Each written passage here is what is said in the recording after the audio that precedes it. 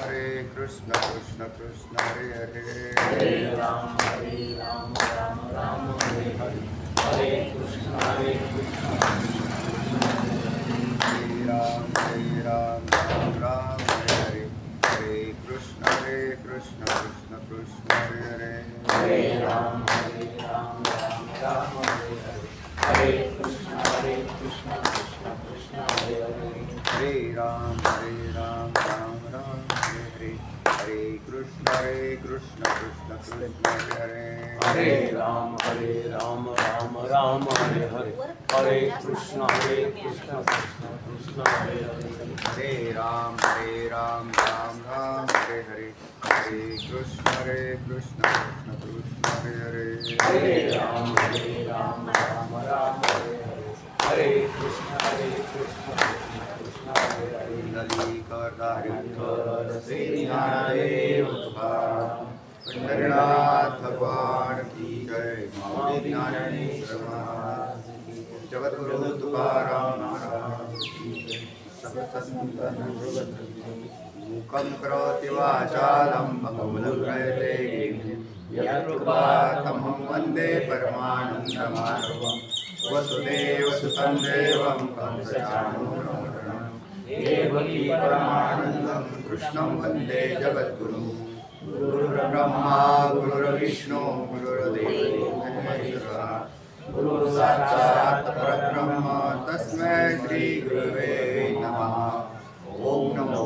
Dhaneshwara Karunakara Tumsa Madhura Ladalo Pamadhado Charashari Nigara Kusita Yisvanidi Kodaro Vachanayati Bharata Tumsa Madhura Ladalo Pamadhado Charashari Eka Janakani Tumsa Dasa Chachira Sabhavavi Tumsa Madhura Ladalo Pamadhado Charashari Kundali Kartari Sri Jnanadev Tukaram Pandharnath Bhagwan Maulvi Gnaneshwar Maharaj Ki Jai Jagat Guru Tukaram Maharaj Ki Jai Sabasantana Kasmac Tena Nameran Mahatman Kasmac Tena Nameran Mahatman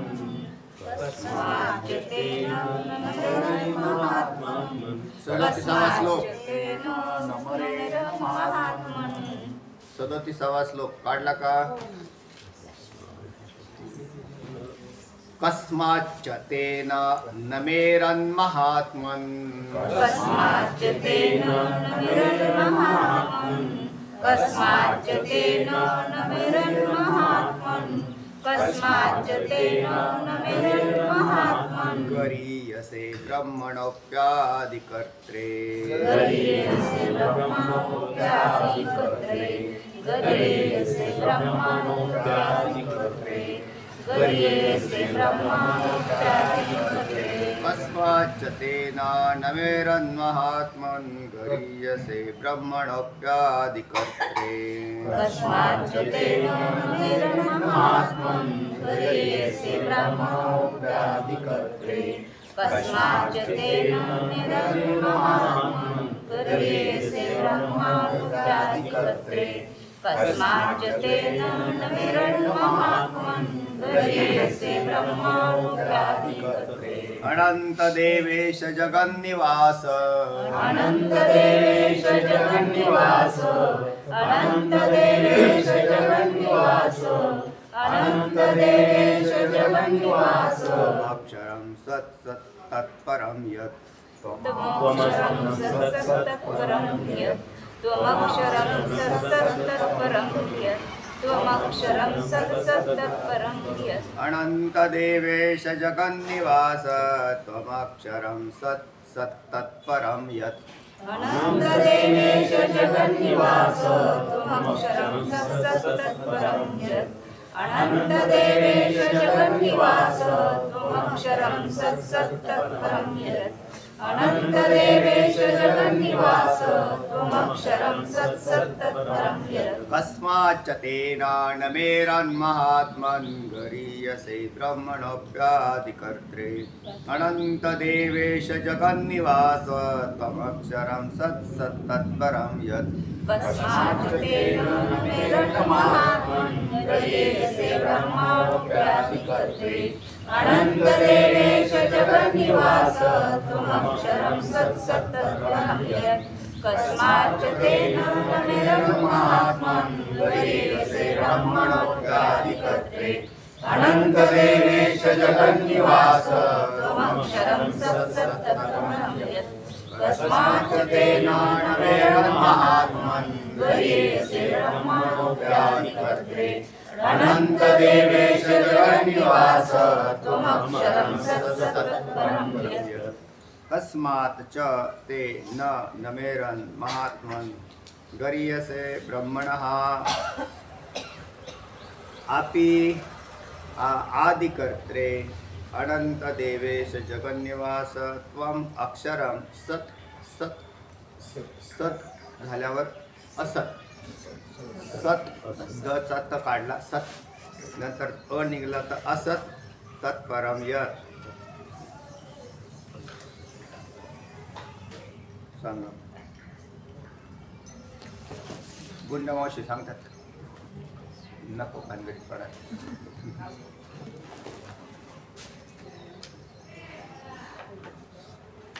तुम्ही सांगता कळायचं लक्षात आलं लक्षात आलंय त्याचे पदच्छेद केले हा सांगा कस्मात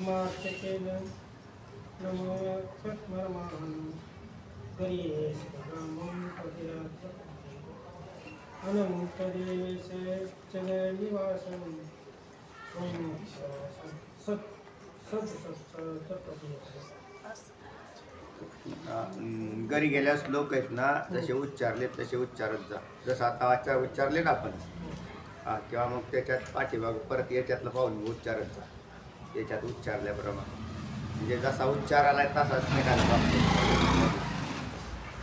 आता उच्चारले होते कस्माच्च तेन नमेरन्महात्मन् हा उच्चार झाला म्हणजे श्लोकाची संता झाली संहिता जशी दिली आता याचे पदच्छेद केले आपण म्हणजे कस्मात हा पदच्छेद झाला आता स्वरात नाही म्हणायचं पदच्छेद आला कस्मात च ते न नमेरन् महात्मन् गरीयसे ब्रह्मण हा आता इथं पदच्छेद केला का नाही ब्रह्मणो असं आहे ना आपी आदिकर्त्रे अनंत देवेश जगन्निवास त्वम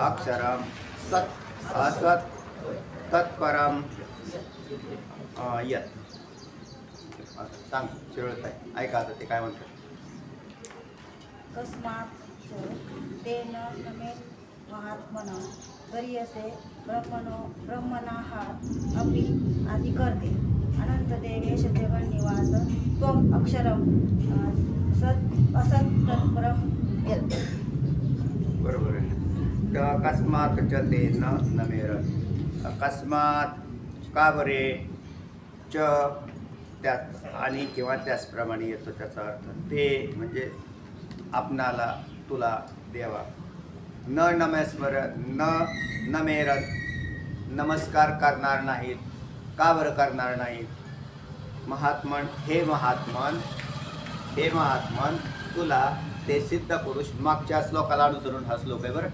मागच्या यात म्हटलं ना सिद्ध सुरसंगा काय करतात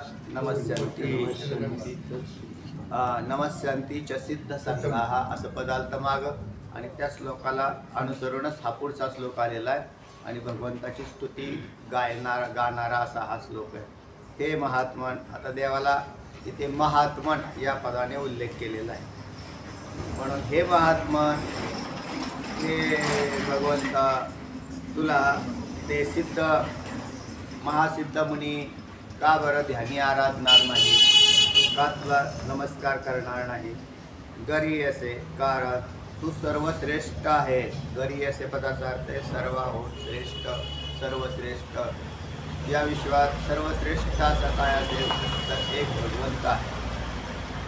तो कसा आहे? सर्वश्रेष्ठ आहे. या विश्वातला सगळ्यात चांगला असा जर कोणता पदार्थ असेल तर तो देव आहे. त्याला भगवंत म्हणतात. त्याच्यासारखा श्रेष्ठ दुसरा कोणताच नाही. अंतिम श्रेष्ठ पदार्थ जगतातला सांगतो बरं. तसे तुम्ही श्रेष्ठच आहात, पण ज्या वेळेला जगाचा विचार करायचा त्यावेळेला जगात देव श्रेष्ठ आहे. ज्याला आपण ईश्वर म्हणतो, देव म्हणतो, तो सर्वश्रेष्ठ आहे. म्हणून त्याला गरी असे असं म्हणतो. ब्राह्मण हा म्हणजे ज्याने सृष्टी निर्माण केली त्याचाही तू आदिकर्ता आहेस. आदिकर्ते ब्रह्मण हा अपितू ब्रह्मण हा आदिकर्ते. आदिकर्ता कोण? ब्रह्मदेव. त्याचाही त्याचा आदिकर्ता कोण असेल तर तूच आहेस. म्हणून त्याचाच तो आदिकर्ता आहेस.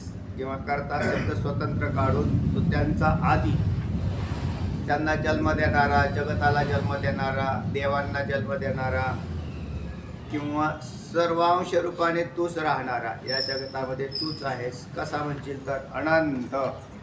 हे सगळं देवाच्या स्तुतीचंच वर्णन आहे. याच्यामध्ये दिसतं भगवंताची स्तुती केलेली आहे.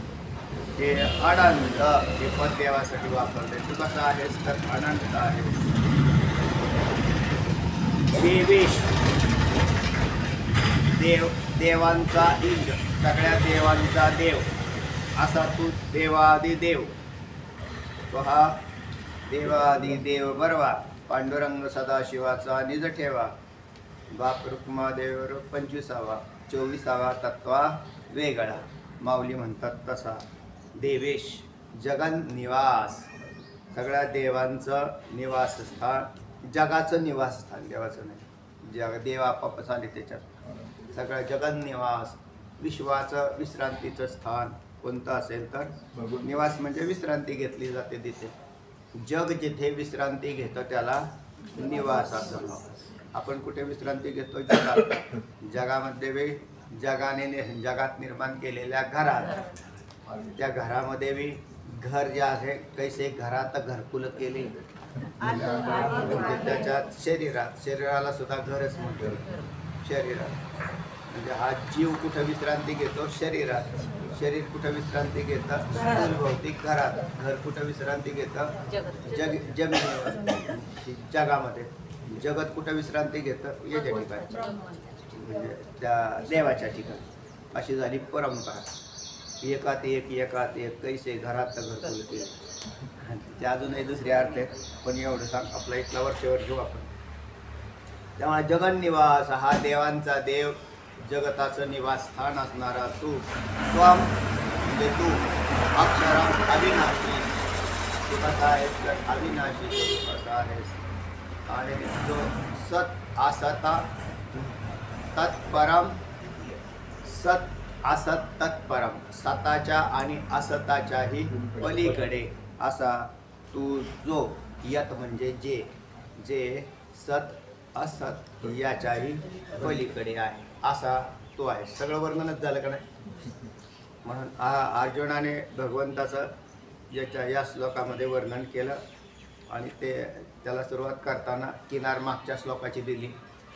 मागच्या श्लोकातून उचलला की नमस्यंती च सिद्ध संगा, या टोकावरून इथे या श्लोकाची उत्पत्ती झालेली दिसते.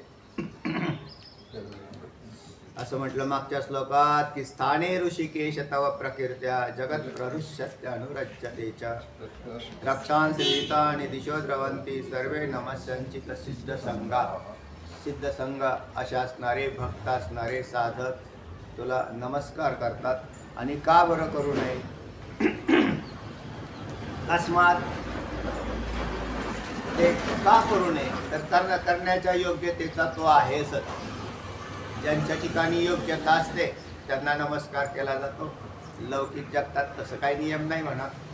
कारण बरेचसे नमस्कार करताना आहेत ते मोठा माणूस पाहून बी नमस्कार करतात ना. पण मोठा म्हणजे लौकिकातला मोठा म्हटला की त्याला काय केला? नमस्कार करतात. एखादा समोरून सरपंच आला तरी त्याला तुम्ही नमस्कार करतात, कारण तो गावचा सरपंच असतो. लौकिकामध्ये सुद्धा मोठा माणूस आला की त्याला आमदार आल्यावरती कोण नमस्कार करत नाही. आमदार आहे म्हणजे तेवढ्या इलाक्याचा तो काय एरियाचा प्रमुख असतो म्हणजे त्याला झाला. पण जो जगाचा प्रमुख असतो त्याला नमस्कार नाही करणार का? जर साहेब पण त्याला नमस्कार करता तर देवाला नमस्कार नाही करत का? आणि करत नसेल तर त्याला काय म्हणावं? म्हणजे आता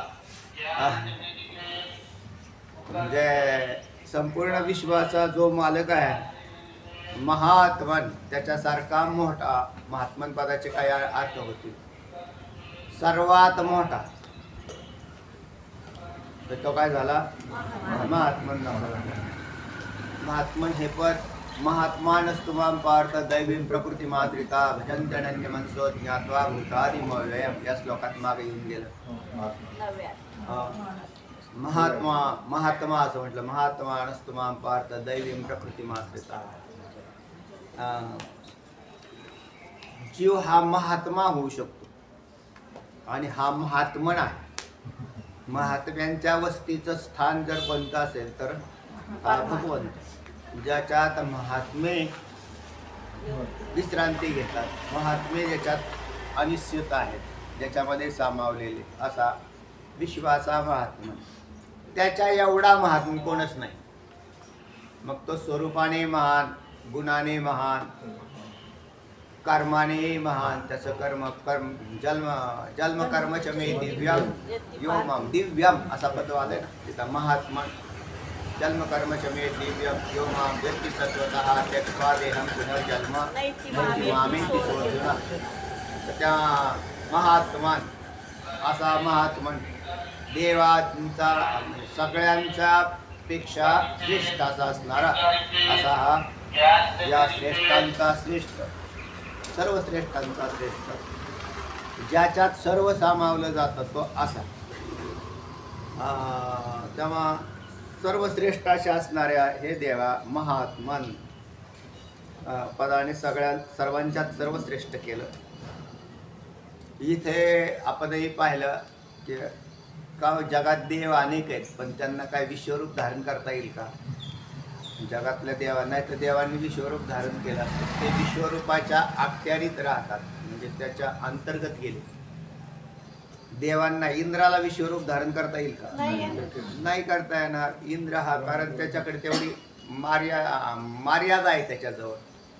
म्हणून इंद्र, महेंद्र, अग्निदेव, वायुदेव, अश्विनी कुमार हे सगळे जेवढे आहेत 33 कोटी देवांचे प्रकारामधले असणारे हे सगळे काय झाले याच्या अंतर्गत आले. आणि सर्वांच्या देवादिदेव असा असणारा हा महात्मन असा आहे. म्हणून विश्वरूपाला अनुसरूनही महात्मन असं पद आलेलं दिसतं. महात्मन पाला म्हणते सगळ्या देवांचा अंतर्भाव याच्या अंतर्गत झाल्याने असा असणारा. आपण जसा छोटे एखादं घर बांधलं तर त्याच्यात सामान सुद्धा बसत नाही. म्हणून तेवढं सगळं साहित्य आणलेलं त्याच्यात नाही. म्हणून माणसं लगेच घरं बांधायला सुरुवात करतात. ते म्हणजे बाई हे आमचं घर लयच अपूर्ण झालं, आता आम्ही नवीन घर बांधतो. कारण त्यांचं त्याच्यात ते काय जबर सामान माणसं बिनसं त्यांना ते दाटी व्हायला लागलं. त्यांनी ते मग आता अशा प्रकारे मग पुढच्या घराचे नियोजन केलं, नवीन घर बांधलं. असे घर बांधत किती जाईल मनुष्य? दाटी झाली तर घरच बांधत जाईल. पण जग ज्याच्यामध्ये बसतं त्याच्यात दाटी होते का? एखाद्या माणसाला आता ते म्हणलं घर कमी पडलं त्याला डायरेक्ट काय देऊन टाकलं? कोठारच देऊन टाकलं राहायला. ते म्हणते आता तुमच्या कोठारात जा. त्याच्यात तर किती बी कुटुंब बसतील. ज्या वेळेला पूरबीर येतो त्यावेळेला लोकांची व्यवस्था कुठं करतात? त्या कोठारात करतात. म्हणजे तात्पुरती निवासाची व्यवस्था असते त्यांची. नंतर तुमचे पूर उसरल्यावर तुमच्या घरी जा. पण अशी मोठी कोठारं राहतात त्याच्यात जाऊन राहा म्हणजे. इथं काय किती बी जागा आहे, उलट शिल्लक जागा आहे, किती बी लोक बसतील. त्याचंच नाव कोठार आहे. असा हा विश्वाचं कोठार ज्याच्यात अनंत जग बसतात सगळा. पण त्याच्या एवढा मोठा कोणच नाही. आणि म्हणूनच त्याच्या ठिकाणी आपल्याला म्हणजे या विश्वरूपातून हे सगळं पाहायला मिळालं की सगळं जगत त्याच्या ठिकाणी बसून सुद्धा त्याच्या म्हणजे एका तोंडात बसून सुद्धा बाकीची तोंड मोकळीच राहिली अशी त्याच्यामध्ये काय किती वेळ अजून जागा शिल्लक आहे म्हणते. याचंच नाव महात्मन असं आहे. विश्वाला सामावल्यानंतरही जो शिल्लक राहतो, जो शिल्लकच असतो तो महात्मन. आणि त्याच्या याला कोण नमस्कार करणार नाही. ते नमरेन महात्मा, हे महात्मन तुला कोण नमस्कार करणार नाही तर कोण करणार नाही. हे नमस्कारांची यादी मागं आली या श्लोकात. तर नाही दैत्य पळून जातात ते काय नमस्कार. मागच्या श्लोकात लिहिलं होतं ते राक्षस काय होतात, राक्षस पळतात, भक्त नमस्कार करतात, सिद्ध पुरुष त्या ठिकाणी नमस्कार करतात. आणि कोण करणार नाही तर सगळे हे करतात. ते सत्वगुण संपन्न जे आहेत ते करतात. किंवा ज्याला कळालं ते करतात, ज्याला कळालं नाही तो कशाला करत. म्हणून देवाला नमस्कार करणारा ते म्हटले भोळा बाबडा असा माणूस आहे. त्याच्यामुळे तो देव, आम्ही भोळे बाबडे थोडेच आहेत म्हणून आम्ही नाही नमस्कार करत असे लौकिकातले लोक म्हणतात. आम्ही काय भोळे बाबडे आहेत का तुमच्यासारखे. तुम्ही कसे आहेत भोळे बाबडे म्हणून तुम्ही विठ्ठलाला नमस्कार करता, आम्ही नाही करत. कारण आम्हाला प्रत्यक्ष प्रमाण लागतं, प्रत्यक्ष प्रमाण लागतं. तुला प्रत्यक्ष प्रमाण हेच दिसतंय की एवढं मोठं जगात कार्य कोण चालवतो. आपले काकांनी पंजोबांनी आजोबांनी तर नाही चालवले जगत. आपले सगळे मागचे जे आहेत ते तर खपले, सगळे मागच मेले. हे जगत कोण चालवतं, याचं नियमन कोण करतं. बरं समजा पंतप्रधान करतात आपल्या भारताचं, किंवा इथे पाऊस पाडा तिकडे पाऊस पाडा, तर ते त्यांच्या हातात दिसत नाही. तर ढगफुटी जाय होईपर्यंत कशाला पाडतील, ते लगेच पुढे सरकावतील.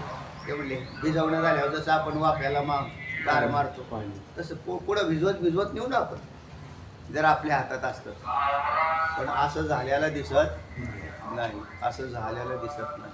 म्हणजे याचं नियमन, हे ढग येतात पाऊस पडतो, कोण नियमन करतो. सकाळी उठल्यावर दिवस उगवतो, सूर्य उगवतो, त्याला उगवायला कोणाची परवानगी आहे. तो तितक्या काळ राहतो आणि संध्याकाळी मावळतो, म्हणजेच तो संपूर्ण पृथ्वीला प्रकाश देतो.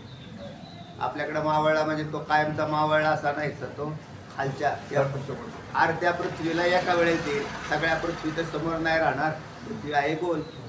राहिलेल्या अर्ध्यालाही परत प्रकाश द्यायला तो खाली जातो. परत सकाळी आपल्याकडे ते म्हणले आले का झोपेत न उठून चला लागा कामाला. सूर्य फिरतो, पर्जन्य पडतं, ऋतुमान बदलतं, वनस्पती फुलं फळं देतात, सगळी सृष्टी फुलते. याचं नियमन कोणताही जीव करत नाही. आणि करत असता तर आम्ही त्याला म्हटलं असतं की बा हाच कोणी श्रेष्ठ आहे असा. पण आत्ताही प्रत्यक्ष प्रमाणाने दाखवा असा का आहे का कोणी नाही. पण काम तर चालू आहे, सगळं फॅक्टरी तर चालू आहे. पण फॅक्टरीचा मालक काय दिसत पण मालक नाही का. मालक आहे. बरेचसे लोक आहेत ना ते तिकडे बाहेर फॉरेनमध्ये राहतात आणि भारतात कंपन्या चालू केलेल्या आहेत. ते इथे येत नाहीत. ते इथे म्हणले मजूर स्वस्त आहेत, इथे जरा सामग्री. ते म्हणले फक्त त्यांचा वर्ग असतो, तो काम करत असतो नियंत्रण करणारा. तो तर निवांत कुठेतरी लंडनमध्ये अमेरिकेत कुठेतरी बसलेला, किंवा भारतातलाही उद्योगपती बाहेर कंपनी लावून भारतात बसलेला असतो. त्याला तिथे जायची गरज नाही. चालू आहे का नाही व्यवस्थित. तसं या जगाचा हा आमचा उद्योगपती तरी दिसतो कधीतरी अजून बसून. हा प्रत्यक्ष डोळ्याने प्रमाणाने दिसत नाही. बरं याचं नियमन इतकं तंतोतंत राहतं. बरं याला नियमन करायचं असेल तर याच्यासारखा अधिकारी वर्ग नाही स्थापित केला. तर हा प्रत्यक्ष स्वतःच काय करतोय, या संपूर्ण विश्वात व्यापून त्याचं नियंत्रण करताना दिसतो. कारण हा आहेच असा, हा असा नाही की एखाद्या ठिकाणी उगवतो आणि दुसऱ्या ठिकाणी नसतो, असा नाही. तर सगळ्या ठिकाणी एकाच काळात नियंत्रण करणारा असा भगवंत आपल्याला दिसतो. मग आता म्हणून त्याला नमस्कार का नाही करावं, हे जर थोडंसं कळालं की याचा विश्वाचा जनिता, चालक, नियमन करणारा हा भगवंत आहे. भगवंत हे नाव दिलं आपण त्याला. भग म्हणजे गुण आणि गुणांनी वंत म्हणजे विपुल असा असणारा भगवंत. म्हणजे ऐका यशस्वी औदार्य ज्ञान वैराग्य ऐश्वर्य हे सहाही गुणवैर्य वसती जे, म्हणून त्याला भगवंत म्हणतात. म्हणजे असा तो प्रत्यक्ष दिसत नसला म्हणून प्रत्यक्ष दिसत नसणं हेच त्याचं श्रेष्ठत्व आहे. नाही तर प्रत्यक्ष दिसल्यास त्यावर काय हो, ते तर मग सामान्य झालं पार. तो दिसत नाही म्हणून त्याचा नाही, प्रत्यक्ष दिसतो बी तो आमच्या नामदेवरायांना प्रत्यक्ष नाही भेटला का पांडुरंग रूपात, किंवा सगळ्या संतांना तो पांडुरंग रूपात. सांप्रदायिक सगळे संत पाहिले आपले तर त्यांना सगुण साक्षात्कार दिसतो. हे वारकरी संप्रदायाचं श्रेष्ठत्व आहे. संप्रदायात लोक राहतात पण श्रेष्ठत्वच माहीत नसतं. हा प्रत्यक्ष सगुण भेट देतो. सकामी लोकांना नाही भेट देणार. हा निष्काम भक्ती ज्याची भरपूर विपुल झालेली असते. नामदेवरायांसारखी, तुकोबरायांसारखी, माऊली ज्ञानोबराय, सुखोबा महाराज, सेना महाराज प्रत्यक्ष भेटत होते का नाही? ह्यांचा किती मोठा अधिकार आहे हा. आणि मग असा म्हणून असे संत आज जगात महाराज झालेत हजारांनी, पण देव एकालाही भेटला नाही. नामदेवरायांसारखा भेटला का? नाही. म्हणून हे फक्त महाराजांचं पीक निघाले. पण उत्कृष्ट जो भगवत भक्त आहे ना तो तसा नाही दिसत. नाही तर देवाचा साक्षात्कार नसता झाला का सगळं साक्षात्कार त्याच्या व्हायला पाहिजे. हा भेट देतोही आणि देतही नाही, पण भेट दिल्यावर टिकत नाही. कारण तो नामदेवरायांना भेटला. नामदेवरायांचं शरीरही लय पावलं, म्हणजे समाधी का व्हायला घेतली त्यांनी. आणि देवानंही अवतार संपवला. देवाचा तर दररोज अवतार उत्पन्न होत होता आणि नाही मूर्तीतून बाहेर यायचं आणि मूर्तीमध्ये जायचं, हे काय विशेष आहे? तो पूर्वी जात होता आणि आत्ता काय येत नाही बाहेर, तर आम्ही तेवढ्या लायकीचे नाहीच. त्याच्यासाठी आहे, ज्यांचा अधिकार आहे त्यांच्यासाठी तो आहेच, आणि ज्याचा अधिकार नाही त्याचा नाही. आता लोक जाहिरातबाजी करतात, म्हणजे त्या देवाची सुद्धा जाहिरातबाजी चाललेली की हा देवाची आमच्यावर कशी कृपा आहे याची जाहिरातबाजी. म्हणजे त्याची कृपा आहे का अवकृपा आहे हे सांगायची काय गरज आहे लोकांना की आपल्यावर देवाची कृपा आहे का देवाची अवकृपा आहे. त्या हे जाहिरातबाजीचा प्रश्न आहे. स्टंट म्हणतात त्याला, लौकिकात आता स्टंटबाजी चालू आहे. जसं ते करतात ते मोटरसायकल चालवणारे स्टंट करतात, हात सोडून चालवतात, एकाच दिवशी बोंबलत पडतील. तसेच हे सुद्धा स्टंटबाजी करणारे असेच कुठेतरी पडतात. त्याचं आपली भक्ती किती मोठी हे काय प्रदर्शनाचा विषय नाही, हा त्याचा विषय आहे. आणि ज्याने त्याने अशा प्रकारे देवाला जाणून घ्यावं की हा सर्व सृष्टीतला एकमेव असा सर्वश्रेष्ठ असा महात्मन किंवा नियंता ब्रह्मदेवाचा बाप. जर तो ब्रह्मदेवाचा बाप असेल तर आपला बाप हे सांगायला काय वेगळं काय नाही. पितामस्य जगतो माता पितामहा वेद्यं वज्रमंकार रुक्साम यजुदेव च. देवांचा देव तो हा देवादिदेव बरवा, असं आत्ताच प्रमाण सांगितलं तुम्हाला. पांडुरंग सदाशिवाचा निध ठेवा. तेव्हा हा अवताराच्या राशी तो हा उभार देवरी असं म्हणतो आपण. योगिया दुर्लभ तो म्या देखिला साधनी, तर त्याच्या त्यात दर्शन सुद्धा देत होतो. आणि योग्यांना दुर्लभ असणारा, महामुनींनाही दुर्लभ असणारा असा भगवंत जो आहे तो सर्वांच्या हृदयात वास करतो. तो ब्रह्मदेवाचा आदी आहे. ब्रह्मदेवाला सुद्धा ज्याने जन्म दिलेला आहे. ब्रह्मदेव काय नंतर झाला, एका सृष्टीचा चालक, त्याचं नाव ब्रह्मदेव आहे. आणि अशा सृष्ट्याही अनेक आहेत. सृष्ट्या अनेक आहेत. काल पण म्हटलं सृष्ट्या अनेक आहेत म्हटल्यावर दामणे पाटील म्हणले आत्ताच कसं काय, आज ते एकाच वेळेला एवढ्या राहतात का? तर राहतात. मग ब्रह्मदेव सुद्धा एका वेळेला अनेक राहतात ना. एकाच वेळेला ब्रह्मदेव सुद्धा अनेक, कारण प्रत्येक सृष्टीचा देव राहिलाच आणखी त्याचं नियमन करणारा. तर यांना हे त्याचा कार्यभाग म्हणून प्रगट होतो का ब्रह्मदेव हा मुख्य देवावरून वेगळा नाही. जसं जगत सुद्धा देवावरून वेगळं नाही आणि तुम्ही आम्ही सुद्धा देवावरून वेगळे नाही. असेल तर कुठं न्यायचं आम्हाला ते सांगा, आम्हाला कुठं घालवायचं तिकडे घालू. म्हणून जगातला जेवढे पदार्थ दिसतात ते देव स्वरूप आहेत आणि देवावरून वेगळे नाही. आणि वेगळे असतील तर कुठे टाकायचं यांना? जर वेगळेच आहेत तर समजा तुमचा देव बाजूला काढा आणि आमचे पदार्थ दुसरीकडे कुठेतरी नेऊन टाका, तर असं होणार नाही. म्हणून या संपूर्ण अखिल सृष्टीत जो अंतर्बाह्य भरलेला आहे आणि अंतर्बाह्य आतून आणि बाहेरून, बाहेरून म्हटलं तर जग आणि आतून स्वरूपतः, आणि जग सुद्धा त्याचंच कार्य असल्या कारणाने तो जगातले सगळेच पदार्थ परमात्मा आहेत. आणि मग त्याच्यामध्ये हा ब्रह्मदेव एक बसवला, एका सृष्टीचा करता, आणि त्याला सृष्टी निर्माता केला. तर त्यालाही काय कळाना, त्याला निर्माता असा केला, याचे नाभी कमळी जन्म चतुरानना, याची अनिज प्रभा प्रकाश रवी किरणा, याची महातेजे तेज हुताशना, येनेची पढवणी वेद केला शहाणाओ, ऐसा लाघविया माया सुंदर. वर्णन करतात की याचे नाभी कमळी जन्म चतुरानन. चतुरानन म्हणजे आनंद, डोकं, चार मुख ज्याला आहेत तो ब्रह्मदेव. तो ब्रह्मदेव कोणापासून झाला? याच्या नाभी कमळातून झाला. याच्या भ्रुकुटीमधून रुद्र भगवान शिवजी झाले आणि त्याच आदी नारायणाच्या हृदय कमलातून विष्णू, म्हणून विष्णूची सुद्धा उत्पत्ती महाविष्णूपासून विष्णू किंवा महानारायण, आदी नारायण अशी पदे येतात. ज्यावेळेला नुसतं विष्णू हे पद येतं त्यावेळेला अवतार कार्य धरायचं आणि महाविष्णू असं केलं की आदी नारायण, आणि महाविष्णूचं स्वरूप म्हटलं की ब्रह्म. जे स्वरूप म्हटलं तर ब्रह्म.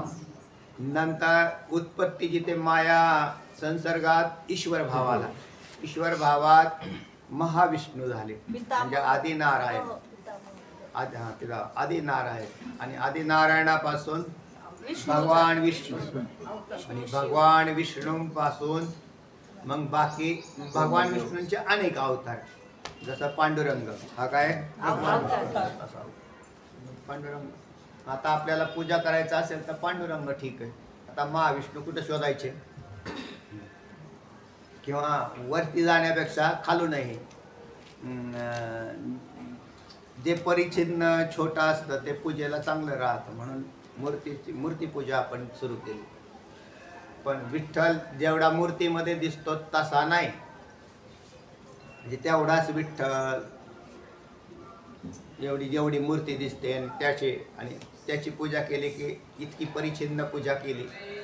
तुमचा भाव असू द्या पूजेचा, परंतु तो नुसता तेवढ्या मूर्तीत नाही. मग तोच विठ्ठल काय आहे? विष्णू आहे. आणि तोच विष्णू महाविष्णू आदिनारायण आहे, तोच ईश्वर आहे आणि तोच ब्रह्मही आहे. असा झाला. मग आता ही इकडची लिंक झाली परंपरा देवाची. तुमची परंपरा पहा. आता तुम्ही कोण आहात? तर जे जीव आहेत ते जीवच ब्रह्म आहे. म्हणजे जीव हा आद्यस्थ असून अधिष्ठान कुठस्थ चैतन्य एक आहे. मग त्याच्यावर भासणारा हा पदार्थ सुद्धा आद्यस्थ आहे असं म्हटलं तर हा संगतीसाठी झाला.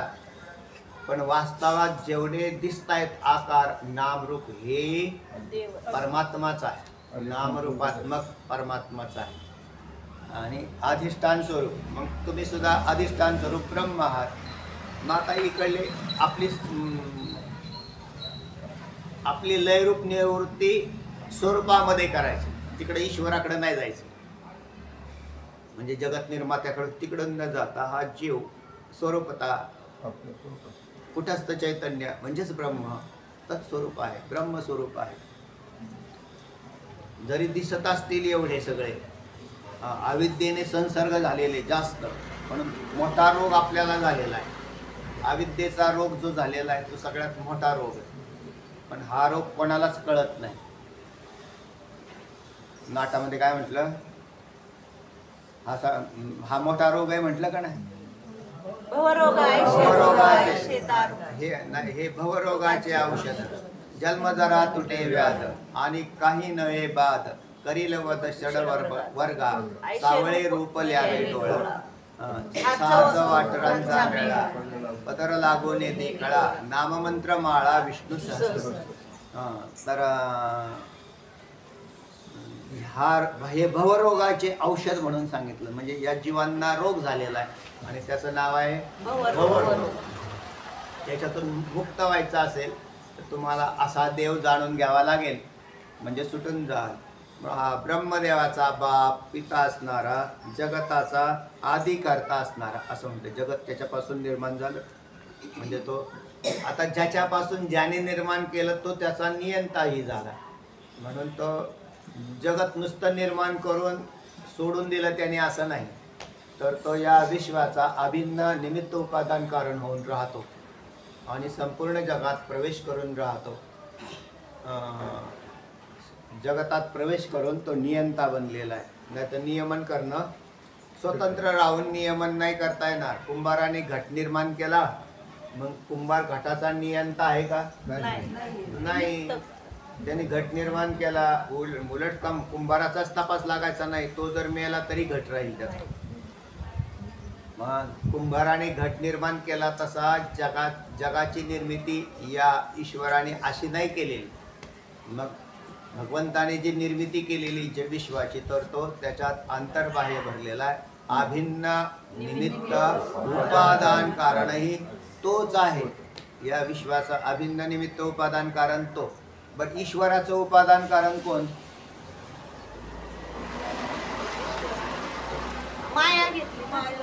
माया जड आहे. ईश्वराचं उपादान कारण कोण? ब्रह्म तर काही उपादान कारण होत नाही. ब्रह्म कोणाचं उपादान कारण नाही. मग ईश्वराचं उपादान कारण ईश्वर म्हटला तर कोणता दोष येतो? आत्माश्रय आदी दोष येतो. आत्माश्रय आदी दोष. मग ईश्वराचं उपादान कारण कोण आणि ईश्वराचं निमित्त कारण कोण?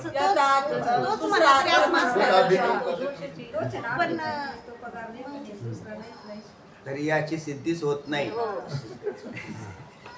याची सिद्धीच होत नाही.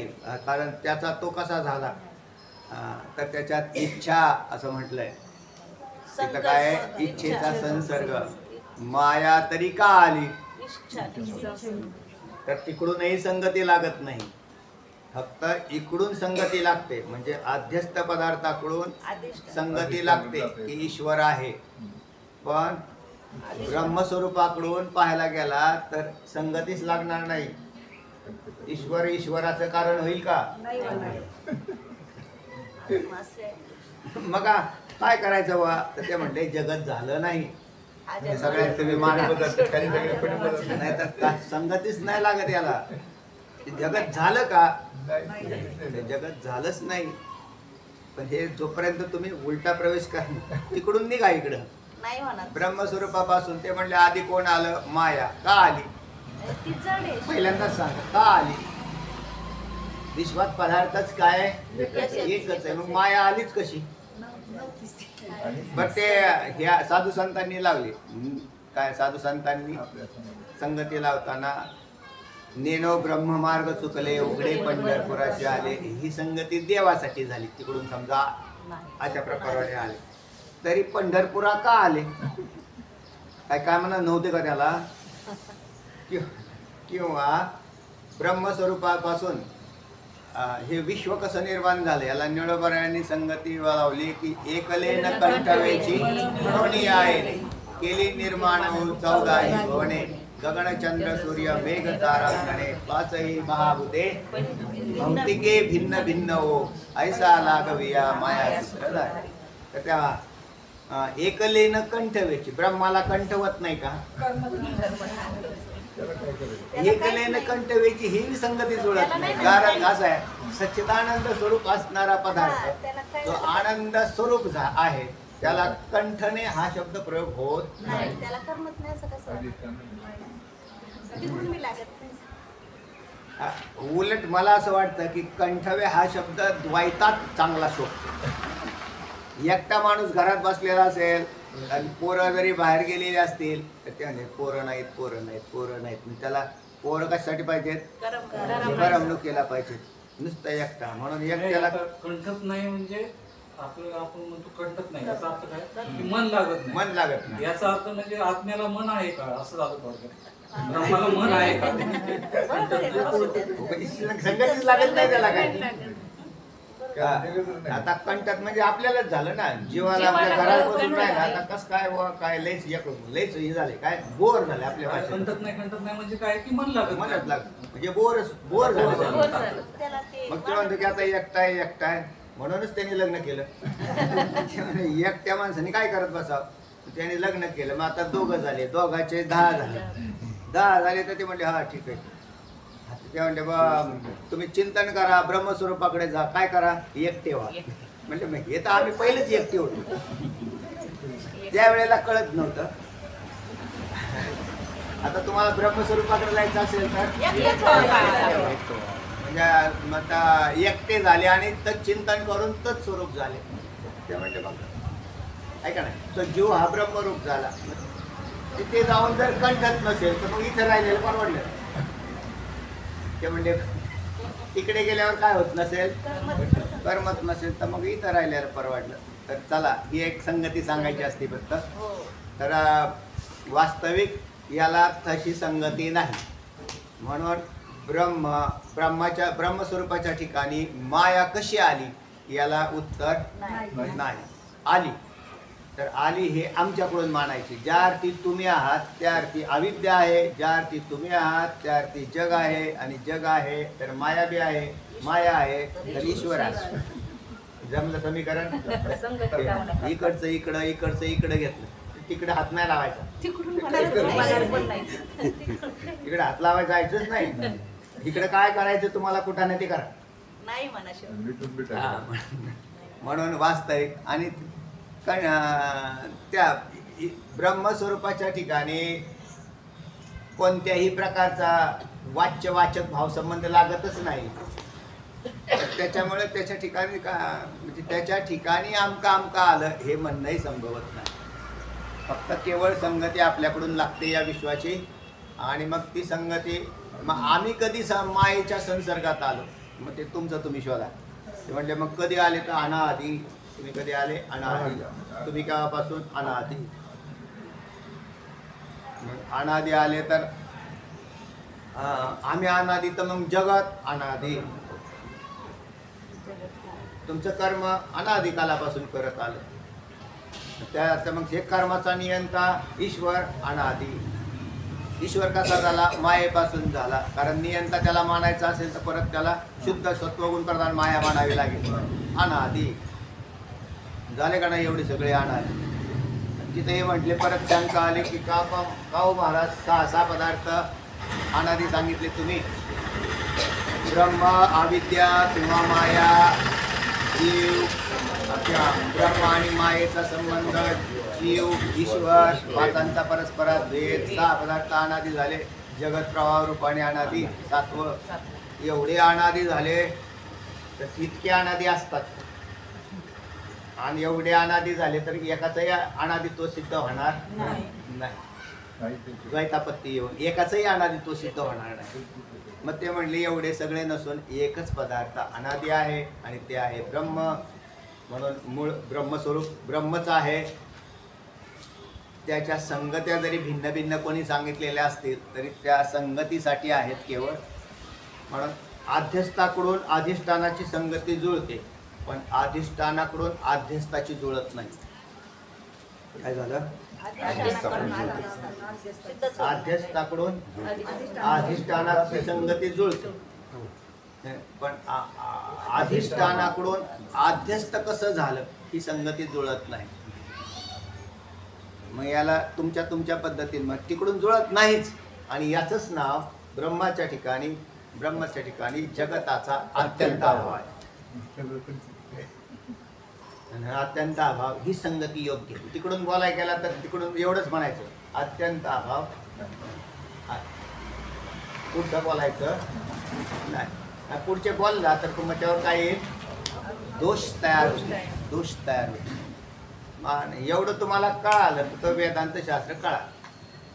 किती सोपं आहे ना. तिकडून इकडे काही संगती जुळवून दाखवा तर होणार नाही. कारण त्याच्यात मग ब्रह्माच्या आपण असंही म्हटलं की ब्रह्माला इच्छा झाली, संभवत नाही. त्याच्या ठिकाणी काही नाहीच आहे तरी इच्छा होण्याचा काही संबंध त्यांच्या भाषेत मन मानावं लागतं. हा, हे आता म्हणजे मन मन लागतं. लावावं लागतं. इथे इच्छा शब्द आलेला आहे ना. मन व्हावं इच्छा आहे, मन. हा, तिथं इच्छा असं वापरलेलं. मग त्याला इच्छा, तर इच्छा होईल कशी? काही यंत्रणा मांडावी लागेल परत त्या स्वरूपात सुद्धा. ही इच्छा निर्माण करणारी की ब्रह्मस्वरूपात त्याचा तर अत्यंत अभाव. म्हणून म्हणून ब्रह्माच्या ठिकाणी माया आली कशी? अशीच. आता मायेचं उपादान कारण आणि मायेचं निमित्त कारण ब्रह्म तर होत नाही. बरं, चेतन असल्याशिवाय निमित्तता घडणार नाही. आणि ब्रह्म चेतन जरी असेल तरी काही करत नाही. तिकडून नाहीच लागणार, इकडूनच मानावं काहीच लागणार. करत नाही ते. आपणच होऊ त्याचं हा, उपादान निमित्त कारण आपण मानले म्हणून म्हणल्यावर. जीवाकडून संगती जगाची लागते. जीव आपल्याकडून संगती लावाय फार सोपी आहे. ते जीव आहे, तुम्ही आत ना हो म्हणजे, तर तुम्ही कोण आहे म्हणजे ब्रह्म. तुम्ही ब्रह्म, तर तुम्ही आत्ता अविद्या संसर्गात आहे म्हणून तुम्हाला कळत नाही. मग अविद्या आली कुठून म्हणजे की ते पुढे पुढे पुढे शोधत गेले की बरोबर मायेपर्यंत जाऊन धडकले. ते म्हणले एक पदार्थ अंतिम माना आणि सोडून द्या असं म्हटलं. एक पदार्थ तुम्हाला मानावा लागेल. आधी शंकराचार्यांनी बी तोच मांडला, माऊली ज्ञानोबरायांनी तोच मांडला. याच्यापेक्षा दुसरी संगती नाही. काहींनी म्हणजे जर असं न मानता संगती लावायचा प्रयत्न केला तर अनेक वाद निर्माण झाले ना. त्याने म्हणजे जसे चिदविलासासारखे वाद सांगायला लागले. त्या चित्तविलासाचे अर्थ वेगवेगळे करायला लागले लोक. असा अर्थ नाही. तुम्ही मायेत विलास मानू शकता, चैतन्यात विलास मानता येत नाही. हे कळायला पाहिजे. चित शब्दाचा अर्थच माया घ्यावा लागतो. हो, चित मग त्या सत्पदते ब्रह्म चित्पदते चित्पदते माया. त्या मायेचा विलास. असं सांगितलं नाथ महाराजांनी त्याच्यात सांगितलं. तर चित्पदते माया, पण माया तशी अशी माया मानायची. आणि मग त्याच्यानंतर त्या माया मानून त्याचा विलास करायचा. चित्ताचा विलास होत नाही. कारण चित्त हे तिकडे ब्रह्मस्वरूपाच्या ठिकाणी आहे. म्हणजे स्वरूप सांगतो बरं का, चित्ताचं स्वरूप. आध्यस्थाचा विलास करायला आमची अडचण नाही. सत्याचा विलास करता येणार नाही. कारण सत्याचा विलास करायला गेले तर सत्य शिल्लक राहणार नाही. हे काय आहे? ब्रह्म आहे. ओके, तुम्हाला ब्रह्माचं ज्ञान करायचंय आणि उत्पत्ती करायची तर माया माना म्हणजे झाली कल्पित. ओके, माया म्हणजे अविद्या. ओके, अविद्यामध्येच आपलं अज्ञान. ओके, आता तुम्हाला ब्रह्मज्ञान घालवायचंय, ब्रह्मज्ञान प्राप्त करायचंय तर अज्ञान घालवा. कल्पित तुम्ही मानलेली तिला घालवा परत. बरं, बस तेवढंच काम. इकडं माना आणि इकडून घालवा. बाकी काय करायचं? नाहीच तुम्ही मानली आपण. मानलेल्याला नाहीच आहे ना. अहो असंच आहे ना. मानलेलं आहे ते कशाने मानलं? आपणच मानले ना. ब्रह्माने. मानलेलं कशाने मानलं? ब्रह्माने. तिथपर्यंत पोहोचायचं असेल तर परत घालवा. हे पहा, रज्जूवरचा सर्प मानलेला आहे का आहे? मानलेला आहे. त्रास दिला का नाही? फार धोत्रात पाय गुंतून पडला. ते म्हणले बराच जाड आहे, चावला असता.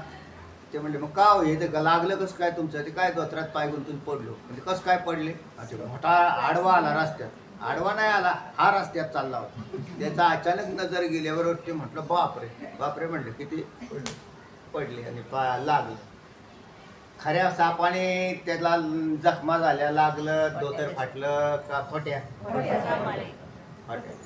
हे जगत जेवढं दुःख देत आहे आता लोकांना, हे खरं दुःख का खोटं? कशाला दुःख मानता? भ्रमाने चाललेलं आहे ना सगळं. एखादा माणूस मेल्यावरती तो बोंबलायला लागला दुसरा, कारण त्याचा तो प्रिय होता. अप्रिय असेल तर नाही बोंबलत, प्रिय असेल तर वरडायला लागला, माझा गेला माझा गेला. भ्रमाने का वास्तव का भ्रमाने? कोणी मरतच नाही, कोणी जातच नाही, कोणी येतच नाही. असले तरी संपूर्ण जगतात भिन्न भिन्न भेद एका तत्वाचेच उत्पन्न होतात. म्हणजे इतकं सख्य आहे या जगात. सख्य इतकं आहे ना की सगळे सगळ्यांचे आहेत, पण सगळे सगळ्यांचे भ्रमाने मानत नाही.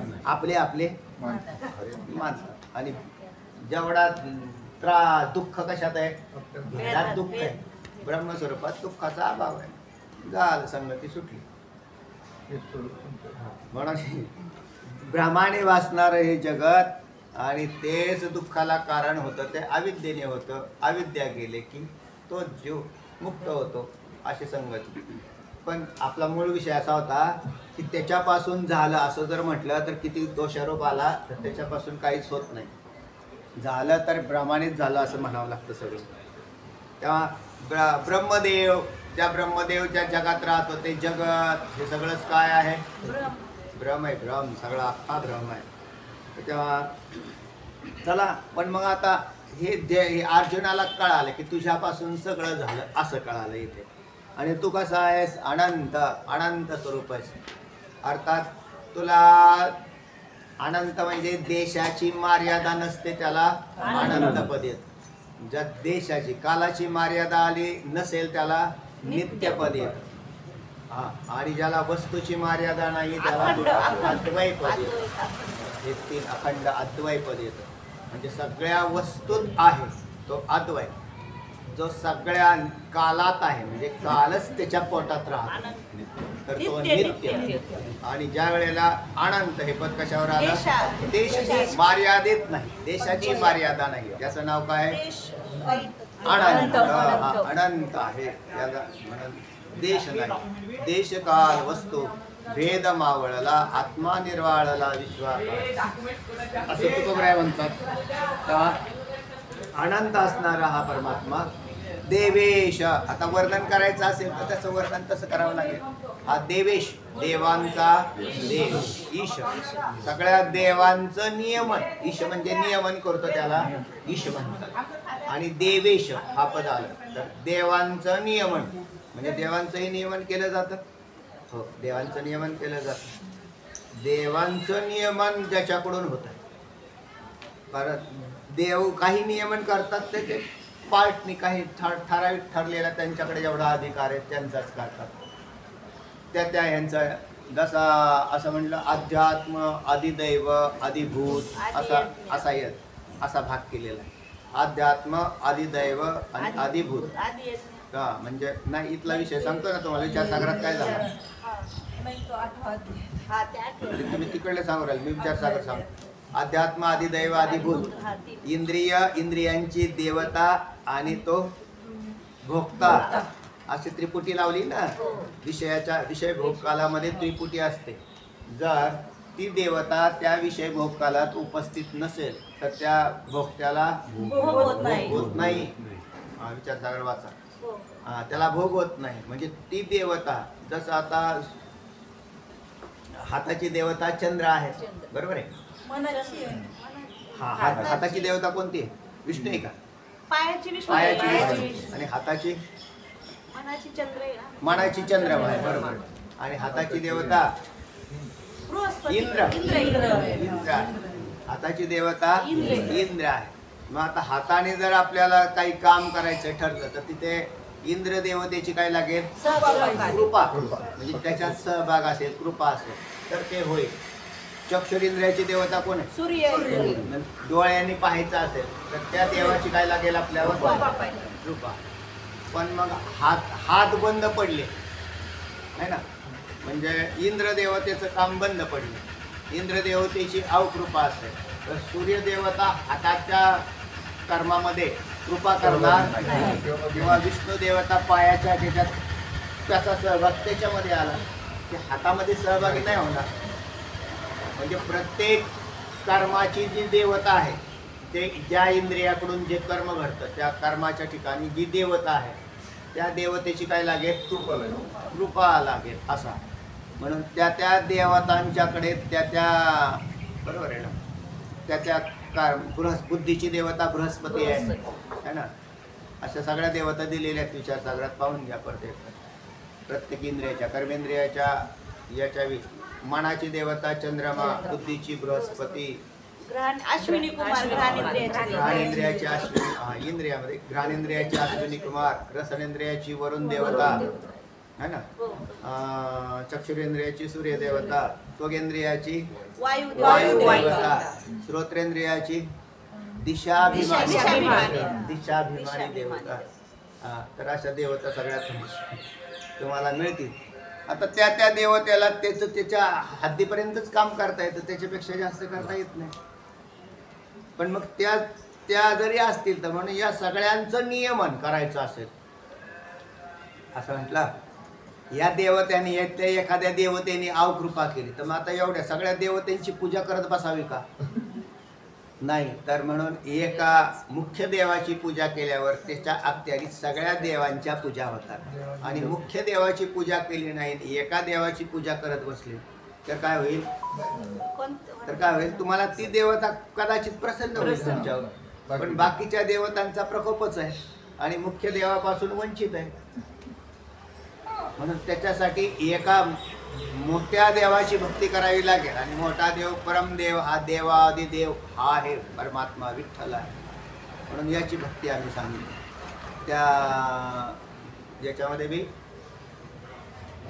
भगवंताच्या लीलेमध्ये असं म्हटलं की ते पूर्वी गोवर्धनाची पूजा करत नव्हते, त्याच्या आधी इंद्राची पूजा करत होते. कारण इंद्र हा पाऊस पाडतो आणि मग गाई वासरांना वत्सांना खायला मिळतं. मग तो इंद्रदेवतेची पूजा भगवान श्रीकृष्णांनी ज्या वेळेला त्या ठिकाणी अवतार घेतला त्यावेळेला ती पूजा बंद पाडली. ते म्हणली याची पूजा करायला काही कारण नाही, कारण हा माझ्या अखत्यारीत आहे. कोण? इंद्रदेव. आणि त्याचं काम दिलेलं आहे म्हटलं मी त्याला लाच खायला नाही सांगितली. तो टेबलावर बसला की ते म्हणतो की सह्या करायच्या असेल तर द्या मग 2000 रुपये. ते म्हणले का 2000? तर तुला काम काय आहे? तुला तेच काम आहे ना. हे भ्रष्टाचार करणारी माणसं काय करतात? त्यांना पगार मिळत नाही का? त्यांना पगार मिळतो. पगार मिळतो तर मग हे पैसे वरून का घेतात? लाच. नाही तर मी का करणारच नाही. करणार नाही. पण सगळ्यांचा बाप वरचा जो आहे ना त्याच्यासाठी वरचा माणूस चांगला राहतो. ते म्हणजे वरच्या बापालाच आम्ही पैसे देत असतो. हे भ्रष्टाचार करणाऱ्यांची एक चेन आहे. ते म्हणजे आम्हाला आमच्यासाठीच नसतात, ते आम्हाला वर बी द्यावं लागतात. म्हणजे वरचे सुद्धा भ्रष्ट झाले, सगळे भ्रष्ट होत गेले का नाही? हा. तसा इथं नाही भ्रष्टाचार चालणार. ते देव म्हटले म्हणून त्या इंद्र म्हटला की नाही मला जर रसद नाही मिळाली तर मी काय करेन? म्हणजे यज्ञाधिक कर्म करून त्याच्या जागी पुण्याची उत्पत्ती करून इंद्राला काय करायची ते खुश करत होते. मग ते म्हणले बंद करून टाका, हे यज्ञ बंद करून टाका देवाने सांगितल्यावर. ते इंद्र कोपला तर शिळासारखा पाऊस पडला तर शिळा पडाव्यात तशा. पण मग यांनी गोवर्धन उचलून टाकला, जरा डायरेक्ट गोवर्धनच धरला वर. पडू द्या म्हटले, पाऊस काय पडायचा असेल तसं. तिथे जाऊन इंद्राला धोपटलं असतं, पण ते म्हटलं अजून जरा आपल्या नियमाने चालू द्या. आता काय अडचण आहे? वस्तुस्थिती पाहिली तर काय अशीच आहे का नाही? तुला काम करायला सांगितलं का कामाचा मोबदला नाही, तुझं पद खाली करून टाका, आम्ही दुसऱ्या माणसाची भरती करून टाकू. इंद्रपदाला काय लोक नाहीत का? ऍप्लिकेशन आलेले नाहीत का? भरपूर ऍप्लिकेशन पडून येतं. ब्रह्मदेवाचे, इंद्रदेवाचे, त्याची एक कथा सांगितली होती तुम्हाला माग. हा, पेटारे पडलेले ते. तेव्हा आणि मग ज्या वेळेला त्यावेळेला मग घालीन लोटांगण वंदीने चरण करत आला ती कोण? इंद्र. कारण हा देवांचा देव आहे, देवेश आहे. त्याच्याशिवाय इंद्राला, कारण त्याला जर कळालं ना असं झालं तर तो ना नाही तुम्ही म्हणताल ते तुमच्या अगदी कानाला धरून मी तुमच्या समोर उड्या मारतो, पण माझं पद घालवू नका. माझ्याकडून काय झालंय? मोठी चूक झाली. पण त्याच्यासाठी समोर देव असावा लागतो. आपल्यासारखे समोर असल्यावर तिथं आपल्याला ते धुपटून काढत इंद्रादी देव. तेव्हा म्हणून आपण मोठ्या देवांच्या संगतीत राहिलो आणि त्याची आपल्यावर जर कृपा असेल तर हे छोटे देव काहीच करू शकत नाही. कारण मोठ्या देवाचा आश्रय आहे तुम्हाला आणि मोठ्या देवाची भक्ती करावी. दुसरा एक भाग असा आहे, भगवंत म्हणतात त्याची जर भक्ती केली तर यांच्या बी भक्ती झाल्याच आहेत का नाही? कारण तुम्हाला हे सगळं कळालं ना की हे सगळे देव असे आहेत. कोणाचा अधिकार काय? नाही तर माहितीच्या अधिकाराखाली हे काढून घ्या तुम्ही. चौकशी करू. चौकशी काय तुम्हाला एक दिला ना आता माहिती माहितीच्या अधिकाराखाली ती माहिती काढून घ्या. असं काढलं तर ते नुसते तुम्ही असं म्हणा की चौकशी करायची माहितीच्या अधिकाराखालीसाठी ते म्हणजे तुमचं काय काम आहे ते सांगा बरं आम्हाला. हा ते लगेच काय विचारतील तुम्हाला किंवा तुमचं काय काम असेल तर सांगा बाबा, तुम्ही बाकीचं जाऊ द्या, सोडून द्या, तुमचं काम आम्ही करतो. नाही ते काय लागत असेल तर म्हणजे काय लागत बिगत नाही काय आम्हाला, तुम्हाला तुमचं काम करून टाकू. कारण त्यांना माहिती हे शहाणे झाले. हे काय झाले? शहाणे झाले. लोक शहाणे झाले तर कायदा अंमलबजावणी चांगली होईल. लोक बावळट असतात ते म्हणतात जाऊन कुठे ह्यांच्या नादाला लागतात त्या 10 रुपये असं आहे. पण विश्वासाने यंता भ्रष्टाचारी नाही ना तिकडे, नाही तर ते म्हणले वरपर्यंत रसद द्यावी लागते. काय कारण नाही, इंद्र स्वतःच खात होता. त्या देवांचा देव असणारा त्याची जो कोणी भक्ती करेल तर त्याला, आणि हे कोणाला कळालं? सिद्ध सांगा. हे कळालं म्हणून ते देवेश म्हणतात. आम्हाला कळालंच नाही म्हणून आम्ही देवेश म्हणतच नाही. आम्हाला असं वाटतं की ह्या आपला हे असंच उभा राहिलेला आहे युगे 28 विटेवर उभा, ह्याला कोणी विचारत नसलं पाहिजे तिकडं म्हणून तिकडं अटकान माणूस दारात कर उभं राहतंय. दे ग माई, दे ग माई. दुसरी घरात द्यायनात कोण, ही माई देत असते मग तिच्या दारासमोरच जाऊन उभा राहिला. असा हा विठ्ठल नाही. असं नाही तर कोणाला असं वाटेल की ह्याला काही गिराईक नाही, उभं राहिला 28. तो हा आहे, तोच हा आहे. म्हणून विठ्ठलाची कीर्ती मोठी आहे, पण विठ्ठलाच्या भक्तांनाच माहीत नाही याची कीर्ती किती मोठी आहे. आणि बाकीचे देव काही करत नाही, उलट बाकीचे देव त्याच्या अखत्यारीत काम करतात. आणि मग त्याने जर पाहिलं ना त्यांच्याकडे का माझ्या भक्तांना त्रास, त्याला काय आवडत नाही बरं, भक्ताला त्रास दिल्याला अजिबात आवडत नाही. याला स्वतःला त्रास झाला तर तो काय म्हणतो, ठीक आहे मला काय असेल तर त्रास द्या, तुमच्याकडून काय असेल तर द्या, पण माझ्या जर भक्ताला हात लावला तर मग पाहिल तुमच्याकडे. आणि अशा कोणत्या देवाची विषाद आहे की जो त्याच्या भक्ताला हात लावतो? काय कारण आहे त्याला? आपला विश्वास आपला विश्वास नाही म्हणून तुम्ही त्याचे भक्त राहत नाही. तिकडे तुम्ही झाले पळाले, तुम्ही पळाल्या ते म्हणले जाऊ द्या मरू द्या, ते पळ कुठं आपल्या जवळ असतो त्या. म्हणून तोही पाहत नाही आणि तो देवही पाहत नाही, त्याच्या मध्येच लटकले. कोणत्याच देवाचा नाही राहिला हा. एका ठिकाणी कुठेही श्रद्धा ठेवून राहिल्यावरती तो तिथला राहतो. याचा म्हणावं तर मग सगळी श्रद्धा याला समर्पित करायची. इकडे तिकडे काय बाकी भानगडीत पाहायचं. बरं तर मग दुसऱ्या देवाकडे जाऊन बसले आणि त्या देवावर श्रद्धा अर्पण केली तर त्याच्याकडे डिपार्टमेंट किती ते पहा, म्हणजे त्याच्या ताब्यात काय काय. कारण तो तुम्हाला किती देऊ शकतो. त्या एका देवीचं उदाहरण आहे, ते गाढवावर बसलेली, ते गाढवावर बसलेली देवी आणि तिची भक्ती करायला लागला. ते म्हणले तेव्हा त्याला विचारलं बाबा देवी प्रसन्न झाली शेवटी. ते म्हणले माग भक्ता काय पाहिजे? ते म्हणले घोडा पाहिजे. अरे म्हणले माझ्या जन्मात कधी घोडा भेटला नाही, मीच गाढवावर बसलेली आणि तू घोडा मागतोस, माझ्याकडून कसं पार तुझी मागणी पूर्ण होईल? मग हा भक्त मूर्ख म्हणायचा का नाही? कारण त्याला कळालं पाहिजे की ही गाढवावर बसलेली आहे आणि माझी इच्छा घोड्याची आहे, तर मी ह्या देवीची भक्ती करू कशाला? असं काय झालं पाहिजे? कळालं पाहिजे. पण असं न कळाल्यामुळे बहुतेक आपला समाज बी असाच आहे, तो गटांगळ्या खातोय तो. तर याच्यातनं जो कोणी सुज्ञ झाला, एवढे माऊली ज्ञानोबर आहेत, तुकोबर आहे, यांच्याकडे पहा ना, सगळं पहा की तुम्हाला प्रत्यक्ष ज्ञान उघडं झालंय. पूर्वीचा काळ होता, वाईट अवस्था होती.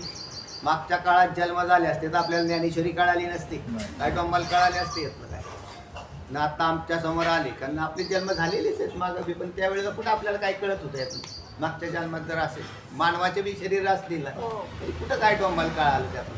फार तर लोक कोणी असतील साधूच्या संगतीत कुठे जाऊन आपलं विठ्ठल विठ्ठल म्हणलं असेल ते फळाला आलं. आता हे जे फळाला आलेलं दिसतंय ना, तर हे मागच्या जन्मातली तुमची ती थोडीफार पुण्य आहे. कुठे का व्हायना आपलं जाऊन विठ्ठल विठ्ठल म्हणलं. आपण असंच म्हणत असेल. आता काय लोक म्हणतात महाराज तुमचं आम्हाला कळतच नाही.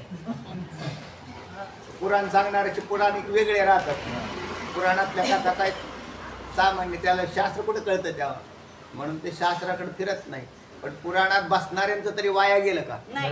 ते तिथं जाऊन विठ्ठल विठ्ठल करत बसलं, पुढच्या जन्मात होईल ना, आणखीन कळेल त्यांना. म्हणून याचा सगळा असा वर्ग आहे बरं. तर तेव्हा हा देवेश कळावा, जगन्निवास, जगाचं विश्रांतीचं स्थान, अव्यक्त स्वरूप हा परमात्मा कळावा. जगत हे व्यक्त आहे आणि हा कसा आहे, अव्यक्त आहे.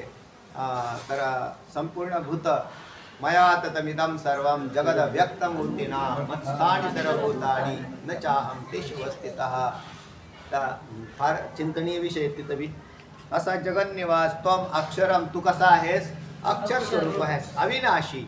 देवाचा नाश कधीच होत नाही, देवाचा कधी नाश झाला आपलाच होत नाही तर देवाचा कसा होईल. याचाच अर्थ तुम्ही देव आहात, कारण आपला नाश होत नाही.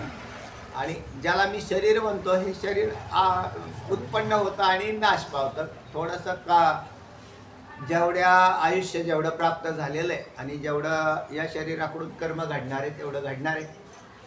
त्या कर्माच्या अंती शरीर पडेल.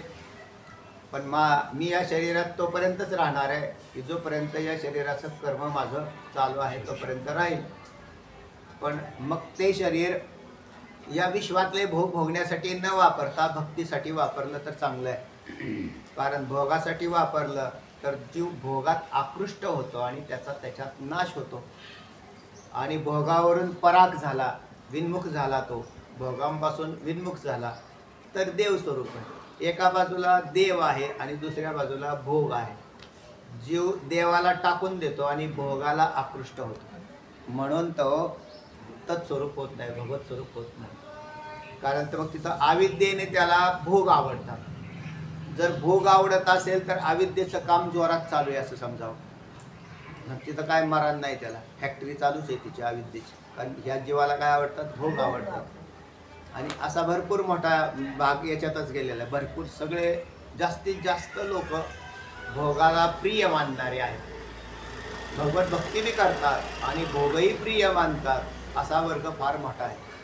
आणि केवळ देवाला प्रियत्व ठेवलेलं आणि भोग हा बुद्धीमधून तुच्छत्वाला आलेला असा वर्ग फारच कमी. म्हणजे त्या नसल्याच जमाय असे.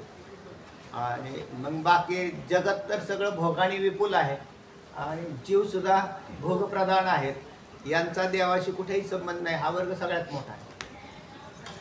म्हणजे आपण जर असं जर धरलं तर 90% आपण धरू साधारण आता चिंतन करायला की 90% लोक भोगात आहेत, भोगाचाच संबंध आहे, देवाचा काही संबंध नाही. असे 90%. राहिलेल्या 10%त 99.99% भोगात आकृष्ट. दोन्हीकडे देव आणि भोग. म्हणजे देवाला मानणारा 10% वर्ग जगाचा बी धरला तरी त्यात 99.99% भोग असत. आणि मग खाली राहिलेला 0.0001 मध्ये कुठे असे भक्त आहेत काय की जे फक्त देवाचं अस्तित्व मानतात, देवाला प्रियत्व ठेवलेलं आहे, भोगात विरक्ती तयार झालेली आहे चित्तामध्ये आणि तत्स्वरूप होतात. तर तेव्हा असा परमात्मा कुठं आहे तर सत असताच्या